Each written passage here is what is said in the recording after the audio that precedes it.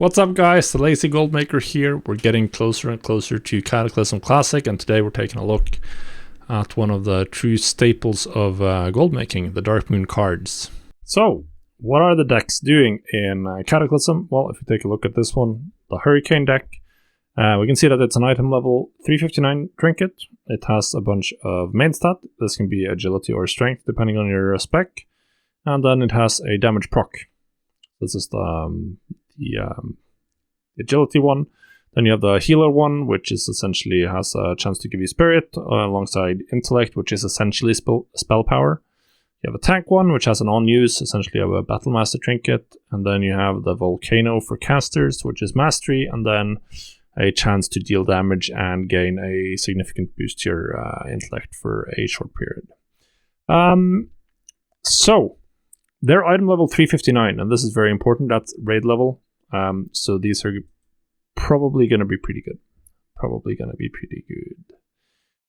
Raid level, item level gear is always good. Now there aren't that many like best in slot guides. They're still for the pre-patch and class gear from that. So you don't have gear from this, but we do know that it is going to be on par with the loot from the raid essentially.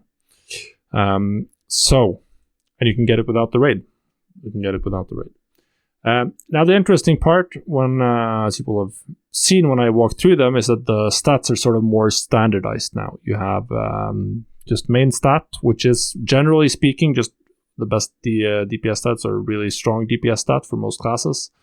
And then you have various. Then you have just a damage proc. So it's a decent on or equip effect trinket most likely. And since the item level is so high, it's probably going to be good for many classes. I'm pretty sure I've read guides where or read some content that the Dark Moon card Volcano is really good for casters. This does look extremely strong with a very strong proc for 1600 intellect, which is essentially 1600 spell power. On top of some damage. The melee one might be a little bit worse, but I expect this one is also very good. Healer one, good. Tank one, well, there are very few tanks in the world, but it's probably good. Battlemaster is a pretty strong effect.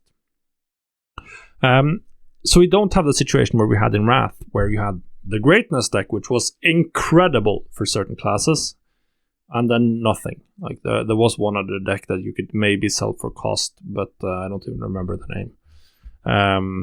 In Wrath, it was literally all Greatness. This time around, it's going to be mostly the two DPS decks, most likely. Generally speaking, more DPS players than any others.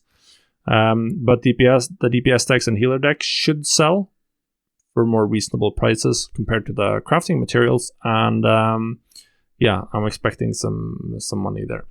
Now, the interesting thing as well is the crafting cost. So the crafting cost here, 10 Inferno Inks, 30 Volatile Life.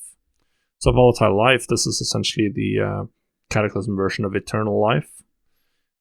It's 30 of it, but how much is that? Well, I can't really figure that out directly. What we can do, we can look at some old Wowhead comments to see how much Volatile Life you can farm. You generally get Volatile Life just from herbing. And from the math I did, you get about 25 Volatile Life on average if you farm enough of the lower level herbs to craft a card to get this amount of inks. So it should be fairly obtainable, and I've seen some numbers from old Wowhead comments. People were farming 200 volatiles per hour. This is from Cataclysm, actual Cataclysm data, and then I compared that to actual Wrath data, what people were talking about, how much Eternal Life they were farming back in original Wrath, about 8 Eternal Life per hour. So you're now farming 200, that's about almost 7 cards, or 8 Eternal Life back in Wrath, that's about 2.5, 3 cards.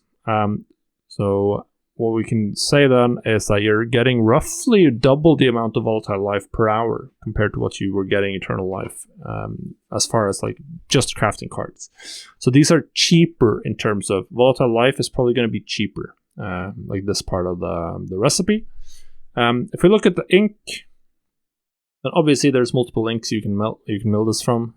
You need the Burning Embers, which is the higher level thing. So you can get this from the low end herbs, Cinderbloom, Heart Blossom, Stormwine, Asharis Veil, or you can get it from the higher level herbs, Whiptail and Twilight Jasmine, which has double the Burning Ember rate. And well, I'm not quite sure. I think there was 2.2 to 4 on the WoW data or old data for Ashen Pigment here. But if it is a lower Ashen Pigment yield as well, then that's gonna change the math a little bit. Anyway, what I've seen is you're getting about 125 of these herbs is going to be enough for 10 Inferno Inks. Or 79, or actually 77 Twilight Jasmine or Whiptail. Generally speaking, I expect Whiptail or Cinder Blossom to be the two cheapest herbs, maybe Heart Blossom as well, to be the best approaches for milling. We'll have to see how the prices shake out, essentially. But you're looking at roughly the same amount of herbs per card. Like if you're in Wrath, you were looking at about 111 of the lower level herbs and 80 of the higher level herbs to get the card, and that's roughly the same cost here. But back then, the Eternal Lives were a very large portion of the cost. So we'll see how this shakes out. Now, sadly, or what's important is when is the Dark Moon Fair, because you do need to turn these in on the Dark Moon Fair. So we're in May now. 20th of May, this is when Cataclysm is launching, and the Dark Moon Fair is in town on Sunday, June 2nd. So we have 2 weeks to craft decks, or 3 weeks. This is the period where you want to be in this market. You want to have decks, multiple decks ready to go here. Or if you're risk averse, and maybe you can wait a little bit and don't have too many decks and just have a lot of herbs that you can then probably sell, maybe sell for a profit. I don't really expect prices to spike up on materials, but definitely around this time is where you want to start. This first week you want to buy materials, not at day 1 when they're very expensive, but at day 2, 3 when people are just getting into leveling and just posting stuff on the auction house. This is when you want to start looking to buy materials if you can get them at reasonable prices. Now, obviously, you need to figure out if you're profitable or not, and there's a lot of stuff that goes into that. So I've just built a calculator, really simple. You put in the prices of the herbs, and you can get the average profit here, yeah, put in the price of the decks, and you get the average profit of using that specific herb. Really simple. There aren't that many moving parts here. With this calculation, I'm assuming that you're just crafting many cards, not doing too much trading, and you end up wasting some cards or getting duplicates, so you end up with 10. You need to craft 10 cards on average per deck you finish and sell. And if you want to know why, I did a lot a lot of Monte Carlo simulations on this in the past to figure out how many cards you're wasting, all the way back in Legion. So the too long didn't read is that on average you'll unless you craft like literally thousands and thousands of cards, you're gonna typically have about 10 cards per deck on average in terms of how many cards you need to craft to finish a deck. I'm hoping that prices are going to be closer between the different decks. We can see here with these prices that I just filled in, we're looking at about a 2,000 gold crafting cost. If it's 1 gold, I do think that the herbs are probably going to be more expensive. There's been a lot of inflation. You can just put in whatever numbers here you think is reasonable if you want to play around now and see how that impacts the average cost.